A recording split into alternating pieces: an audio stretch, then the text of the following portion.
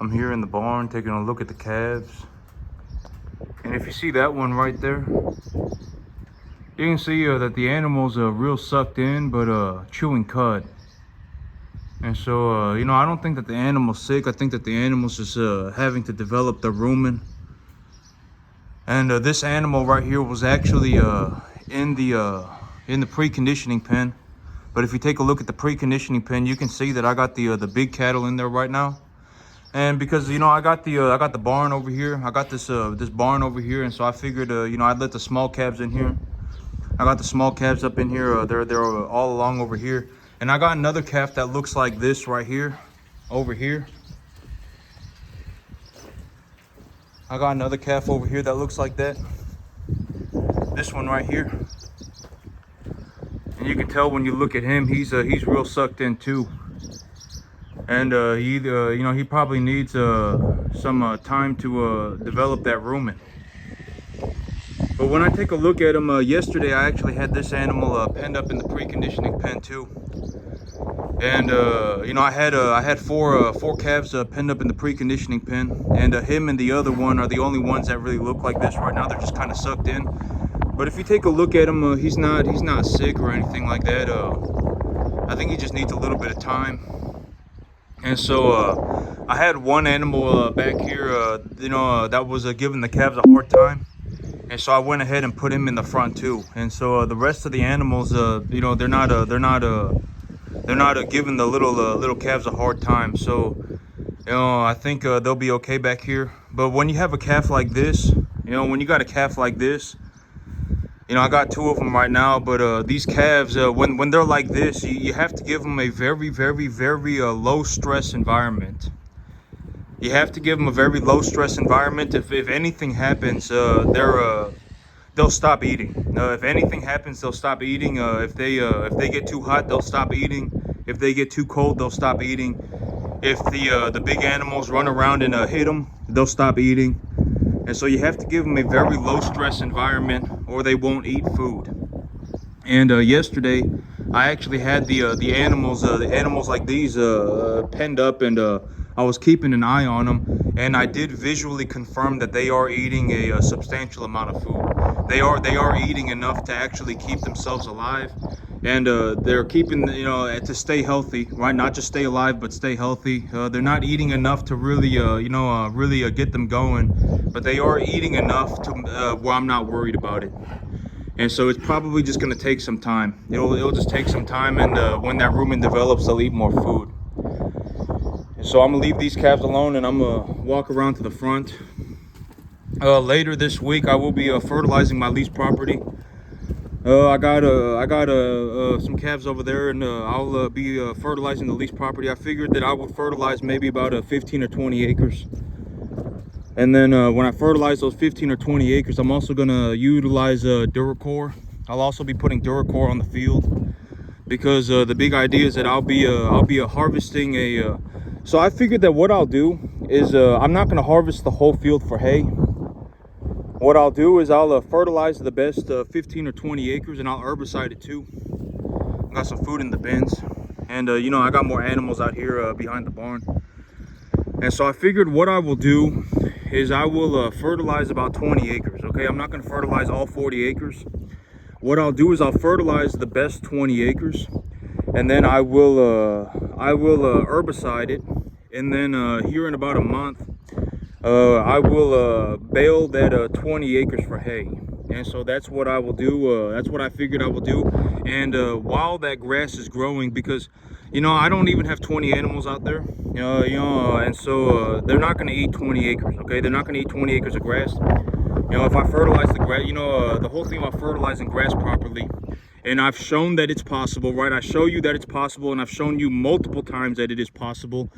When I grow grass, I legitimately grow enough grass to feed about 300 or 400, 500-pound animals per acre, and that grass will actually outgrow the grazing. I'm being completely honest about it. I'm telling you the truth. And here's the thing, and you know, and maybe I supplement, but the whole thing about supplementing them is that even if I did not supplement them, the reason that I supplement the animal with grain, depending, and I've always said that, you know, depending on the feed values of the grass, the grain supplement will be different, right? I put a lot of emphasis on this. You cannot just feed your animal the same grain all the time. All right, you know, depending on the feed values of the grass, and if I don't have any grass, then I feed them a total mixed ration, right? And so depending on the feed values of the grass, and as that grass grows, the feed values change. And depending on what cultivar of grass that you are you growing an annual wheat? Are you growing a perennial Bermuda? What are you growing? Right? You take a look at your grass, you identify what kind of grass you have, what stage of development it is in, how much biomass it is accumulating, what fertilizer concentrations have you utilized, and how did you diagnose those mineral deficiencies. When you consider all of these things, you can get a rough idea for what the feed values of the grass are going to be. All right, that's how you develop it. That's how I do it. All right, I take a look at the grass. What kind of grass am I growing? How much biomass is being accumulated? If the biomass is not being accumulated, you have a mineral deficiency, which you should diagnose. And when you have a mineral deficiency, you should also understand that just because you fix that mineral deficiency does not mean your plant will achieve optimal biomass accumulation. All right, plants absorb minerals in ratios. And I talked about this, you know, the whole idea of growing grass. Let's say that you walk out onto a field, right? And you take a look at your, you know, like right here is a very good example, right? This is a broadleaf plant, right? This is a broadleaf plant. You know, I got some broadleaf plants here. And so, but you know, this over here, there's no reason for me to take mineral information from my soil over here, because I'm not growing anything over here, right? I mean, this is the holding area for the cattle. I'm not growing anything here. There's no reason for me to take mineral data for the soil over here. And so let's say I take a walk out onto my field over there and I find a broadleaf plant, right? I find a clover, I find a sunflower, I find a sagebrush, I find a twigweed, I find a whatever, right? I find a you know, I find some kind of a broadleaf plant. I find multiple broadleaf plants across my entire field, and I diagnose those broadleaf plants for mineral deficiencies. And then I go on the internet, right? And there is a website called SoilWeb. And I go on SoilWeb and I take a look at the general information for the soil. And so when I take a look at the general information of the soil, you know, a satellite image of my field, and I look at just the generic information, the satellite has told me that the soil has I have a natural 7.4, 7.5 pH on my field, and I have a clay loam soil. All right, and the soil crop classification of my field is a 2E-. So I take a look at this information and I go out onto my field. I diagnose the mineral deficiencies. I have discovered that I have a phosphorus deficiency. And so I sit there and I think about it. Well, if my field has a 7.5 pH and a phosphorus deficiency, there is a very realistic possibility that I also, and let's just say I take a walk across my field and I find a clover plant, right? Or I find any kind of a legume. I find a clover plant and I take a look at my clover plant and I say, oh, this clover plant is doing significantly better than the plants around it. So I sit there and I think about that. This only takes about 30 seconds, right? You know, I can walk out onto a field and diagnose that field probably within 3 minutes, right? And so I sit there and I think about it. Well, I have a 7.5 pH, I have a phosphorus deficiency, and the clover plants on my field are doing drastically better than, you know, substantially noticeably better than the plants around it. So that also means I have a nitrogen deficiency. And if I fix the phosphorus deficiency, I will also probably end up with a nitrogen deficiency, because the plants metabolize minerals in ratios. All right, the plants metabolize minerals in ratios. And so I take a look at it. I have a phosphorus deficiency. My clover plant, I have clover across my field, and the clover is doing substantially better than the other plants around it. Then I probably also have a nitrogen deficiency. All right, if I fix the phosphorus deficiency, I will probably end up with a nitrogen deficiency as well. And if you have a high soil pH, 7.5, something like that, there, but the thing about a sulfur deficiency is that, okay, sulfur deficiencies, sulfur deficiencies are real easy to spot, because sulfur is immobile, okay? And so, sulfur, effectively, like this plant right here, you can actually see it right here. I'm not exactly sure if this is a sulfur deficiency or if it's some kind of a micronutrient, but I would anticipate that this is probably some kind of, this has the potential to be a sulfur deficient plant. All right. So when I take a look at this plant, I would say that you see how it's losing its color right there. And it might be slightly sulfur deficient, because if I have a 7.5 pH, right? If I walk across my field and I have a 7.5 pH, what are the only minerals that will increase the pH of your soil? Effectively the only ones, right? Calcium, magnesium, potassium, and salt. That's it. All right, so like if like me, it takes me like 3 minutes. I could walk across the field, diagnose the field. Oh, I should go to the fertilizer yard and look for a fertilizer like this, a 5:1:3 NPK ratio with maybe a 5:1:3:1 NPK sulfur. Boom, okay, I go to the fertilizer yard. How many units of fertilizer am I going to use? Right, maybe I'll use about 50 pounds of nitrogen.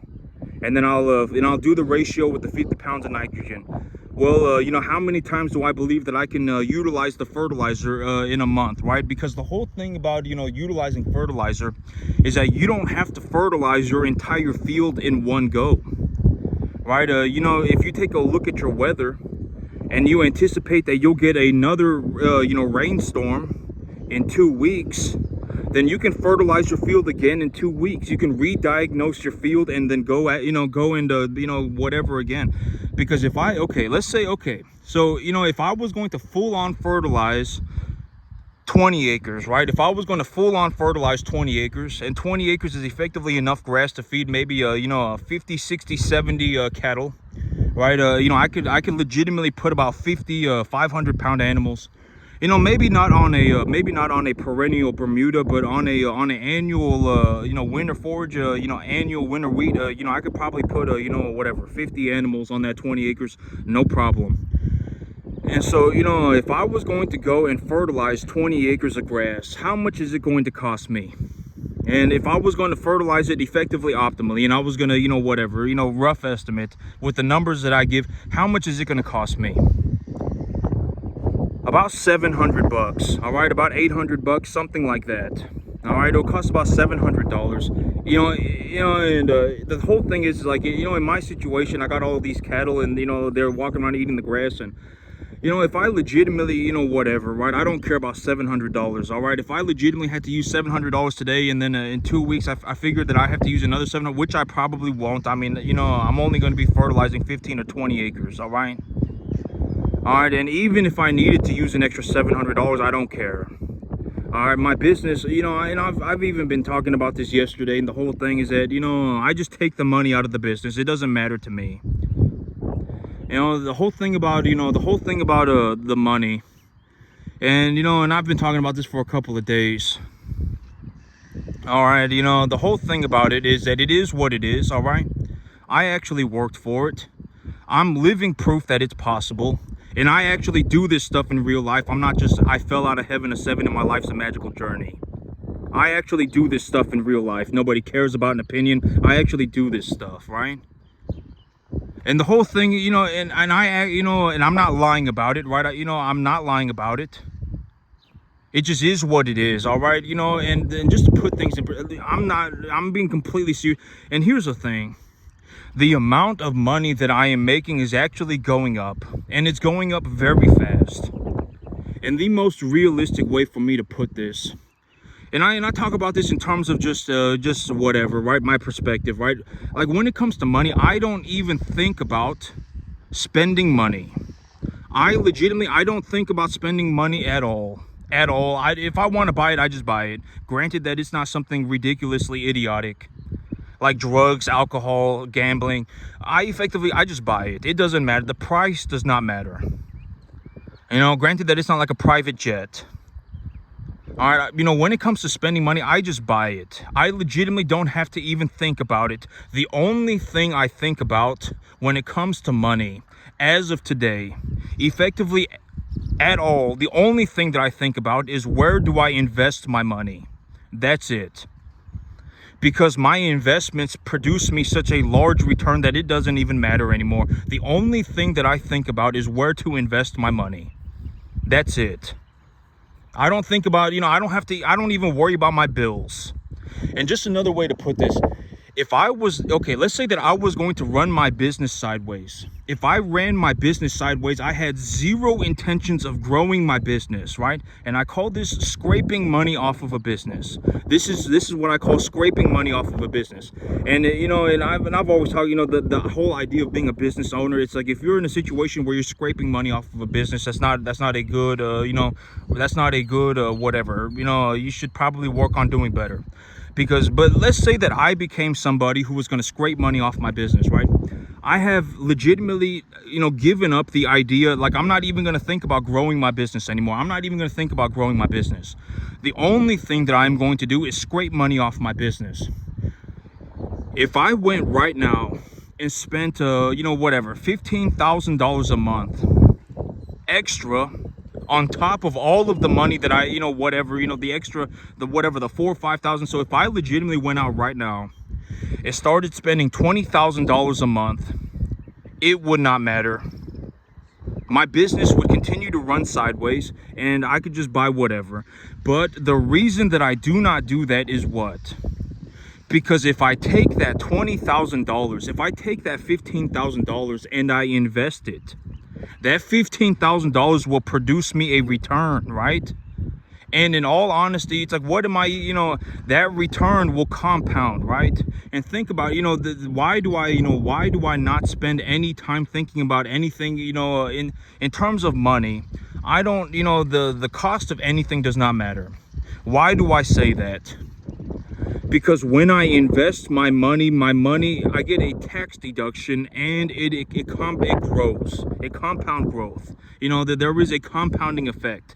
And at the end of the day, if I legitimately feel like spending money, I already make enough money to effectively buy anything on the entire planet.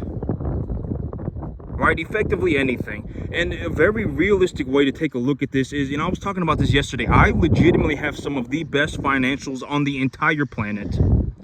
I genuinely made more money running cattle in my backyard than anybody on the planet made doing anything. And it was by a massive margin. I legitimately may be the only person on the planet that can do something like this. Not can, but does do something like this. Because I talk about this all the time. At the end of the day, if you're born average, if you are legitimately born average, which is effectively everybody, you have it in you to learn how to do about 90% of this, 98% of this. I mean, if effectively everybody is born average, right? Everybody is effectively born average, effectively everybody. And if you're born average, you have the capacity to learn how to do anything. All right, and you could even learn how to do 98% of this if you felt like it, but the only thing is that it's going to take a long time. There is no skipping the work. All right, the whole thing about, I fell out of heaven a 7 and my life's a magical journey. Nobody cares. All right, I legitimately do not know anybody even doing 10%. I actually outperformed the commercial standard in a backyard by myself. That's effectively what I'm talking, stuff like that. And I'm not lying about it. I am legitimately telling the truth.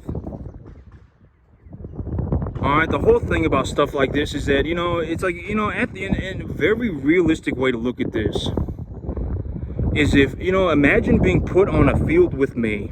If you were put on a field with me and whoever actually did it got the money, right? That's the situation. That's capitalism.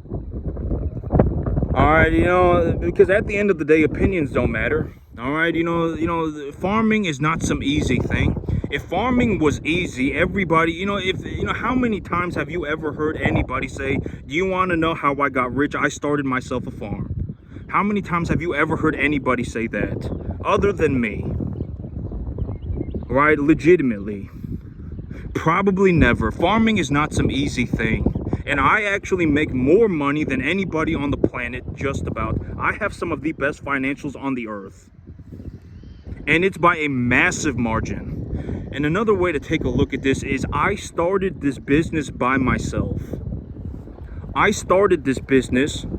I grew my business by over 1,000% in the last 2.5 years. And I would reasonably anticipate that I grow my business by over 200% more by the end of the year. That's what my financials look like. All right, and and the whole thing about this is, I'm not lying about it. I'm not lying about it. I legitimately live in a situation where I don't even know anybody that's even doing 10%. Most people cannot even make $35,000 a year on a 10.5 acre field. Most people cannot make money farming at all. And here's the thing. And the whole thing about why do I not in terms of money, and I think that this is gonna whatever, because the idea of spending money, it's kind of poor, like it's kind of like what poor people do. All right, the whole idea of spending money, and I spoke about this. It's like if I okay, and a very realistic way to take a look at this is, if I started acting like a poor person, if I legitimately started acting like a poor person, how long do you think it would take for me to become poor after I've started acting like a poor person? How long do you think it would take? Well, let me just go and start spending all the money that I make. Well, I have to pay my bills. Well, I have to whatever. I have to, whatever, right? Oh, I have to go and whatever, right? Be poor, right? How long do you think it would take for me to become poor? Maybe 12 hours. All right, and I've talked about this, the whole thing about, the whole idea of becoming poor, and, it's like, why is it so bad? Because it's, think about my situation. If I started acting like a poor person, I would effectively be poor within 12 hours. Effectively. Let me just, oh my God, I have to pay my bills. Oh my God, I have to go and whatever, right? Spend the money that I'm making. Go and live a magical dream. I would effectively become poor within 12 hours. What are the things that I think about? Where do I invest my capital, and what kind of return can I make? That's the kind of stuff that I think about. A good asset. Let me find myself a good asset, right? The whole thing about having a good asset, and and I was talking about this, the whole thing about having a good asset, and the thing about like the S&P 500. It's like if you buy the S&P 500, it produces a 1.26% dividend yield, something like that every year. Theoretically, it is not possible for you to lose money if you buy the S&P 500, because the stock price is effectively the market price for the stock, and it produces a dividend yield, and you're effectively buying a small piece of the greatest economy on the entire planet. It's a very good asset. It produces a positive return, and you are purchasing it at its equitable evaluation because it's a stock. Right? And it's like, are you going to get rich buying $200 worth of the S&P 500 every month for the rest of your life? No, you're not. Realistically, you won't probably even feel it unless you start buying at least $2,000. You'll have to buy at least $2,000 worth of the S&P 500 every month for the rest of your life. If you don't, then, and I've always said the whole thing about this is like, and the whole idea of a success rate. And why do most people not succeed? All right, the whole thing about a success rate, and I talk about my situation, my whole reality, right? Is that when you take a look at my situation, I may be the only person on the planet that can do something like this. Legitimately the only one on the planet. Right? That's effectively the success rate. If I was legitimately put on a bus and taken anywhere in the middle of Central Texas, or even if I was taken away from Central Texas, I would just get on a bus and come back. Right? And then if I was just put in the middle of Central Texas and I had nothing, and if you came back and you found me in 6 months, and you came back and found me in a year, I would have started myself a cattle business within 30 seconds. That's effectively the situation that I'm in, right? You know, I could effectively have nothing and I could still start myself a cattle business. And when I run cattle, I make so much money running cattle that I actually outperform the entire planet just about. I legitimately have some of the best financials known to man. Some of the best financials. I started this business by myself. I grew my business by over 1,000% in the last 2.5 years, and I am reasonably anticipating that I grow my business by about 200% or more by the end of this year. I may even be able to do it in 3 months. Those are my financials. Right? And in a realist, and another way to take a look at this is if I legitimately had nothing, and I was in the middle of Central Texas, I could start myself another cattle farm within 30 seconds. I legitimately, and I don't, it is what it is. And I've always taught, the whole thing about this situation is that it is what it is. All right. Because the whole thing about this is like, I understand. All right. I understand that, when I take a look at my life, I understand. All right. I understand what is happening. I'm doing, extremely well for myself, and et cetera, et cetera. And I figured, why, this is a very realist, because, and here's the thing.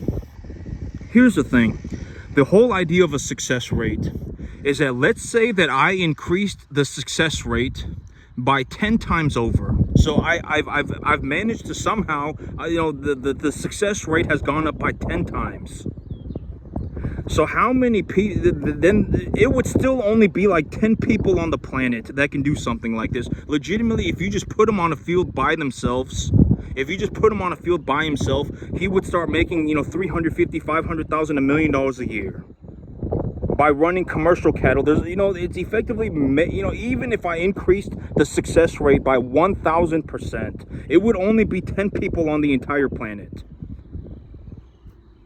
That's the situation. I'm not lying about it. The whole thing, I legitimately, this 10.5 acre field, me running commercial cattle on this 10.5 acre field will make me about $350,000 to $500,000 a year net take-home pay.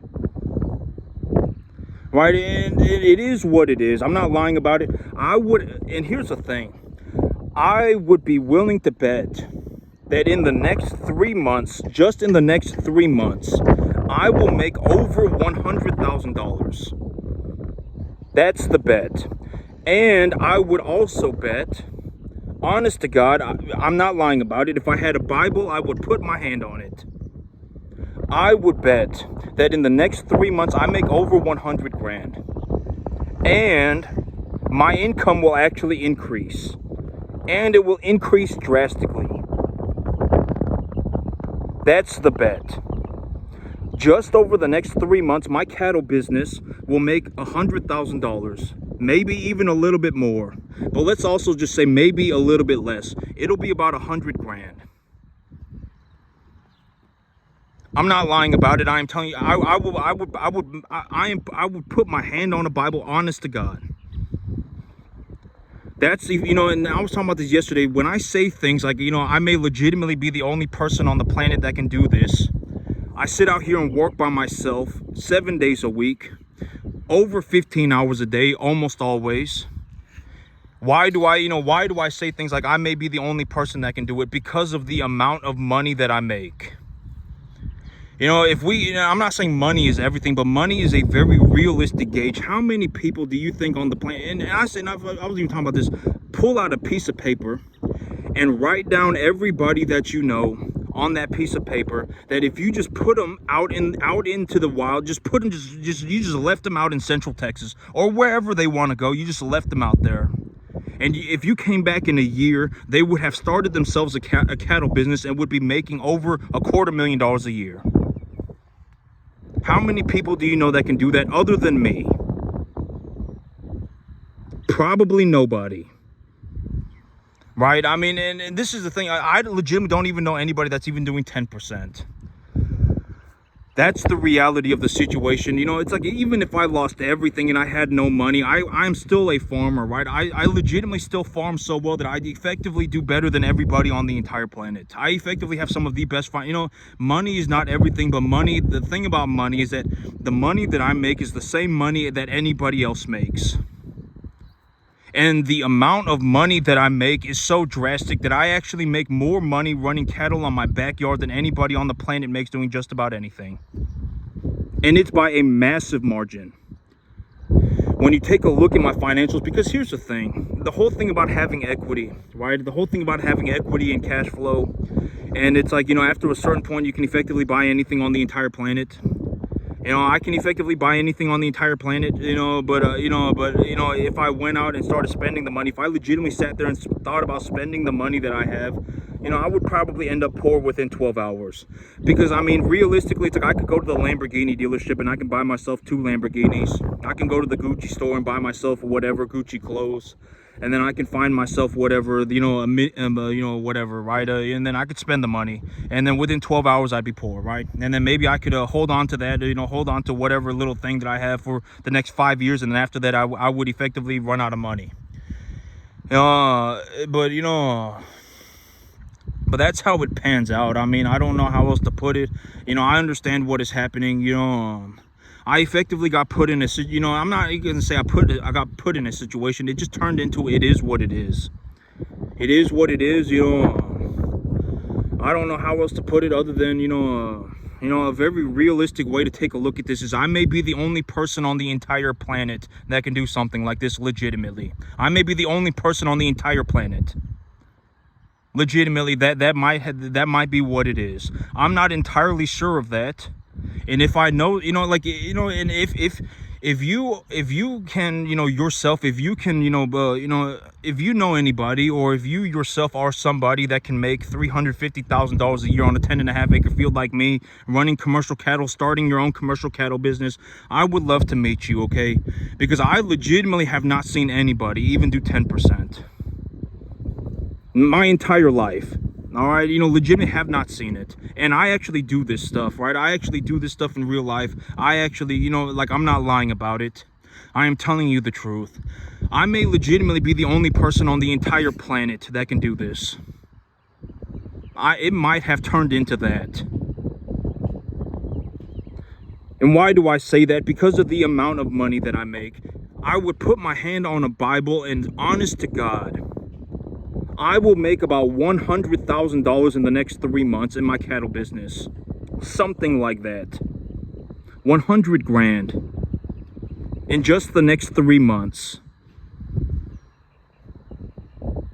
And my income is going upwards. All right, you know, and the whole thing about this, you know, and it's like, you know, why not, whatever, right? Because it's like the chance of anybody ever getting to see something like this, it might borderline be 0%.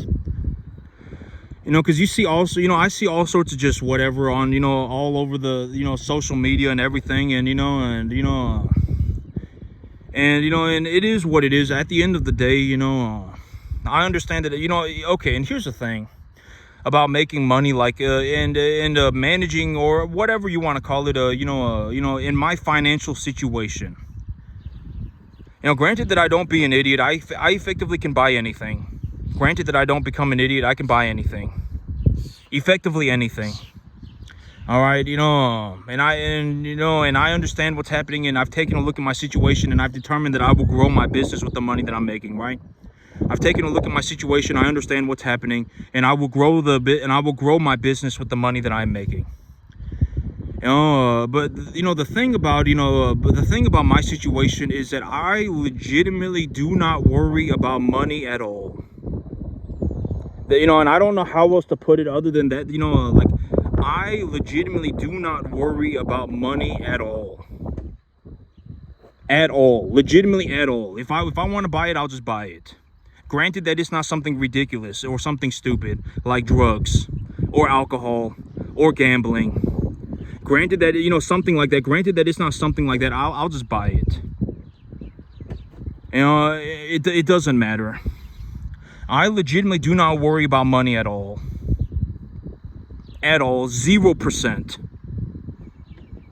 In terms of just a net excess, right now, I would say that I am net positive about $15,000 a month. I'm net positive about $15,000 a month. Net positive. That's how much money I have left over. What am I going to do with the money? Grow my business, right? Realistically, I legitimately do not worry about money at all. I don't worry about money at all. 0%. That's and I've talked about the whole thing about being having a large amount of money is that money doesn't really do anything. All right, it doesn't make you a good person, it doesn't make you a bad person, it doesn't really even change who you are.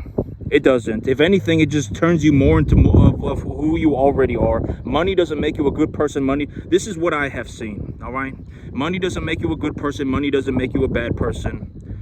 One of the big benefits of being able to just make massive sums of money is that I legitimately do not have to worry about money at all. If I legitimately feel like I need more money, I will just farm more land. And I don't ever think about needing more money. When I think about, capital, I think about where would my investment be the best? That's what I think about. I don't think about, oh my God, I need money. I need money, so I'm going to go and do this. I don't ever think like that. If I, and this is also, and this is a big if, but I don't even think about, okay, let me use my situation right now as a very realistic example of this. As of right now, I am effectively generating such a large amount of money running cattle. This is legitimately my situation. I am generating such a massive amount of money running cattle that I have taken a look at my situation and I have determined that I cannot do anything with the money, even if I really even felt like it. Right? That's legitimately the situation that I'm in right now. So as of right now, and I have determined that if I legitimately felt like coming back and farming 10.5 acres for the rest of my life, I could always do that. So I have decided to take my capital and grow my business, because why not? That's effectively the only reasonable thing that I have determined that I can do with the money. That's why I'm buying more land. I'm not buying more land. I'm not increasing the size of my business because I need more money. I am increasing the size of my business and increasing the size of my real estate portfolio because I am generating such a large amount of money that I cannot do anything with it unless it's something like that. I don't ever think about, oh my God, I need more money. Ever. I don't think about it. Why would I? It's kind of a useless thing to think about. That's effectively the situation that I'm in. I am on this farm. I am generating such a large amount of money that I have, and I've taken a look at it and I have determined, effectively I cannot do anything with this money. With this large amount of money, there is nothing that I can really buy that will really even change the quality of my life. So I have determined that I will take this money and I will grow my business, because at the end of the day, if I legitimately felt like coming back and farming 10.5 acres and my 40-acre lease property, and I got myself another lease property, maybe 2 or whatever, and I got another lease property coming up next week that I got to go and talk to the owner about, and et cetera, the one with the well on it. I thought he said the June 2nd, but he said the second week of June. And so, in this entire situation, right, I mean, it is what it is. All right, that's effectively the situation that I am in right now. I am on a field. I have started myself a cattle business. I have grown my cattle business by over 1,000% in the last 2.5 years. I actually reasonably anticipate that I will double my income by the end of the year, maybe even more, maybe even sooner. I am effectively generating such a large amount of money that I cannot do anything with it unless I do something like grow my business or go and buy 3 Lamborghinis. But why would I go and buy 3 Lamborghinis? Right? I mean, spending money is kind of pointless. All right, and I've always said, the whole thing is like, if you have $400 million, if you have $500 million and you have 15 Lamborghinis, and it doesn't matter, right? I mean, because it's such a small, percentage of the amount of money you have, it doesn't matter, all right? All right, but in my situation, I would say that my net worth is probably somewhere between, whatever, maybe around, 5 million, something like that. By the end of the year, my net worth will probably go over 10 million. But even at a net worth of $5 or $10 million, I'm not going to go and buy myself a Lamborghini. I'm not going to go and buy myself a Lamborghini. All right. I understand that I have a large excess of money. I understand that. I am making a large excess of money every single month, and my business is growing. I understand that. And I have determined what I will do with the capital. The only reasonable thing for me to realistically do with the capital is to grow my business with it. That is effectively the thought process that went on in my head. I've taken a look at my situation. My farm is growing. I am making more money. Effectively, every month that goes by, I am actually compounding growth. I'm actually growing my business substantially as time continues. I already make an excessive amount of money. What am I going to do now? Right? I've taken a look at it and I said, well, I might as well, the only reasonable thing that I can really think about doing is grow my business. I'm not, I don't think about spending money. If I want to buy it, I just buy it. Granted that it's not something ridiculous or, idiotic. All right, I don't think, oh my God, I got to pay my bills. I don't even think about that. My bills are such a small fraction of the money that I make. Why would I even care? Right? It doesn't even matter. No, I don't even think about paying my bills. I don't think about buying anything. If I want to buy it, I just buy it. The only thing that I think about is where to invest my money, and realistically, it's back into my business. That's the only thing. And that's it for me today, YouTube. You have a good one.